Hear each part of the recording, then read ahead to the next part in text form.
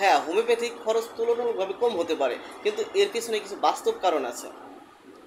প্রথমত, বেশিরভাগ হোমিও চিকিৎসক একা চেম্বার চালান। তিনি নিজেই ওষুধ রেডি করেন, নিজের রোগীর কথা শুনেন, রোগীর লিপি লিখে রাখেন। আর কর্মচারী কম থাকে, তাই বাড়তি ম্যানেজমেন্ট খরচও কম। চেম্বার সাধারণত ছোট হয়, এসি বা জাঁকজমকপূর্ণ সাজসজ্জা না থাকায় ভাড়া এবং বিল দুটাই কম থাকে। অনেক চিকিৎসক মানব সেবার মনোভাব নিয়ে ভিজিট চার্জ খুব কম রাখেন। ফলে একজন ভালো ডাক্তার যদি কম নেন, সেটার মানে এটার চিকিৎসা সস্তা না, বরং তার চিকিৎসা ব্যয় কম রাখা সম্ভব হয়েছে কিছু কারণে, বাস্তব কারণে। কিন্তু এটাকে আমরা ভুলভাবে ব্যাখ্যা করি যে হোমিওপ্যাথি সস্তা চিকিৎসা।